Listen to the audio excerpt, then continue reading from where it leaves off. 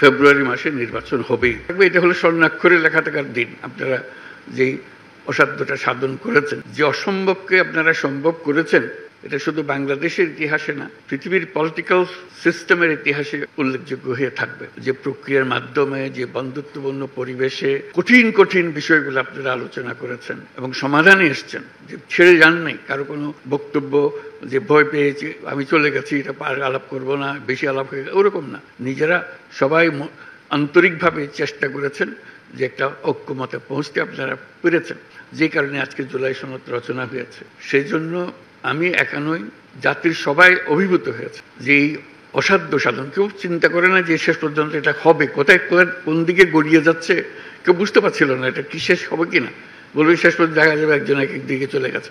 আজকে যে পয়েন্টে এসছি সেটা একটা অবিশ্বাস্য কাণ্ড, যে মানুষ চিরদিন স্মরণ করবে।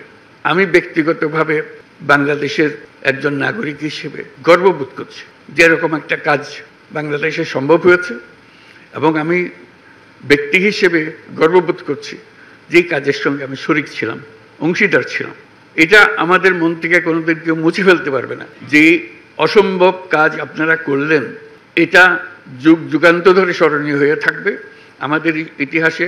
যে বলে যে স্বর্ণাক্ষরে লেখা থাকবে, এটা হলো স্বর্ণাক্ষরে লেখা থাকার দিন। আপনারা যেই অসাধ্যটা সাধন করেছেন সে কাজটা করার জন্য, যে ছাত্র জনতা যে অভ্যুত্থান, এই অভ্যুত্থানের এটাই আমার মনে হয় পরবর্তী অধ্যায় সঠিকভাবে রচিত হলো। এর আর কোনোভাবে রচনা করা এটা সম্ভব ছিল না। যে অধ্যায়, ওইখান থেকে আমরা কোথায় যাচ্ছি, সেই সংস্কারের কথা যে আমরা মুখে বলে যাচ্ছিলাম, আপনারা সেই সংস্কার প্রকৃতপক্ষে কী সংস্কার হবে সেটা করে দেখিয়ে দিয়েছেন। কাজে আমরা এই জুলাই সনদ স্বাক্ষর অনুষ্ঠানে সারা জাতি একটা বড় রকমের উৎসবের মধ্যে আমরা শরিক হব, সবাই স্বাক্ষর করব, এবং যেই কলমে স্বাক্ষর করলাম সেই কলমগুলো জাদুঘরে রক্ষিত হবে।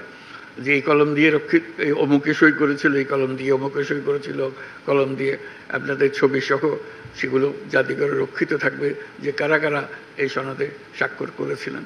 কারণ মানুষ ভুলতে পারবে না, ইতিহাস ভুলতে পারবে না আপনাদেরকে। এটা এমন একটা ঘটনা যেটা আমরা যেহেতু ঘটনার ভেতরে আছি হয়তো অনুভব করছি না, কিন্তু বাইরে গিয়ে যদি দাঁড়াতে পারতাম তখন মনে হতো যে বিশাল একটা কর্মকাণ্ড। এই মাসের পর মাস, সপ্তাহের পর সপ্তাহ বৈঠক করে যে আলোচনা করেছেন, মনে হয়েছে হতাশ হয়েছেন, মনে হয়েছে এটা বোধহয় কোনোদিন সমাপ্ত হবে না, অসমাপ্ত হয়ে থেকে যাবে।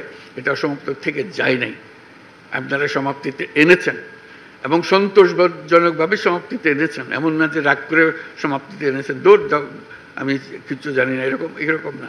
আপনারা ভেবে চিনতে আপনারা নিয়মকানুন বের করেছেন যাতে করে আমরা সবাই মিলে স্বাক্ষর করতে পারি। তো এইটা জাতির জন্য একটা মস্ত বড় সম্পদ হয়ে রইল। সেই জন্য আপনাদের সবাইকে অভিনন্দন জানার জন্য আমার বিশেষ এই সময়টুকু নেওয়ার জন্য নিয়েছি আমি।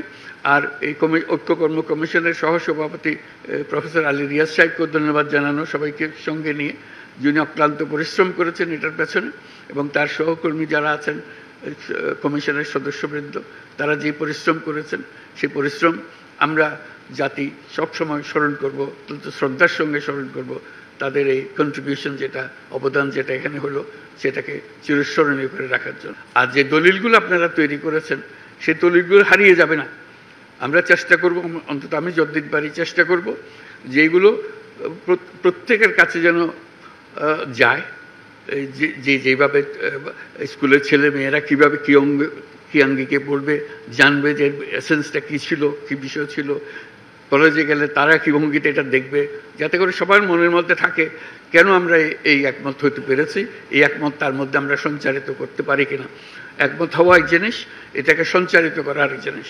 এই সঞ্চারণের দায়িত্ব আমাদেরকে নিতে হবে সরকার হিসেবে, যে আমরা প্রক্রিয়া শুরু করব যাতে করে মানুষের মনে যায়, তারা প্রশ্নগুলো দেখে, উত্তরগুলো দেখে, এটা তার মনে লাক্সই মনে হচ্ছে কিনা, ভবিষ্যতে সে কী করবে, অন্তত তার কাছে পরিষ্কার হতে হবে বিষয়গুলো, এবং এগুলো জনসাধারণের মধ্যে তাদের ভাষায় সংক্ষেপে বলার জন্য মতো করে প্রচার করা।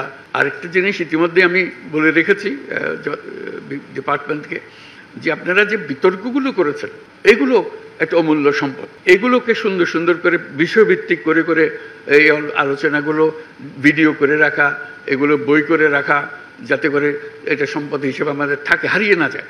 এই ভিডিও ছেলে মেয়েরা দেখবে, নাগরিকরা দেখবে, যারা রাজনীতি করে, যারা রাজনীতি করে না, তারা দেখবে বিষয়গুলো পরিষ্কার হবে তাদের কাছে কাছে, বিষয়ভিত্তিক হবে। আপনাদের সেগুলোর এডিশন বা এডিশনস হতে থাকবে, যেগুলো মানুষের কাছে অ্যাভেলেবল হবে, সোশ্যাল মিডিয়াতে থাকবে, যে কোন দেখতে পারে এই শোতে কি বিতর্কটা কী ছিল, সমাধানটা কী হয়েছিল, আমি কোন পক্ষে এটাতে থাকতাম, এটা আমি যদি সুযোগ পেতাম, এটা তারা নিজেকে এটার আলোচনার একটা অংশ হিসেবে মনে করবে। কাজে এখানে এটা শেষ হয়ে গেল না, জুলাই সনদে আমরা সই করে দিলাম, এটা শেষ হলো, এটা মস্ত বড় একটা অধ্যায় শেষ হলো, কিন্তু আরও বহু অধ্যায়ের সূত্রপাত করবে।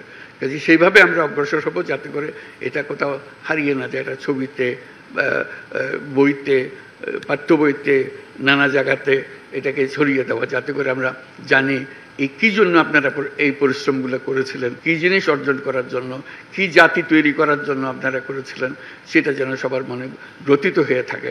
আমরা দৈনন্দিন জীবনে সে যেন এটাকে ব্যবহার করতে পারে। আমরা সবাইকে যেন জানি যে এটার পেছনে কী যুক্তিগুলো ছিল।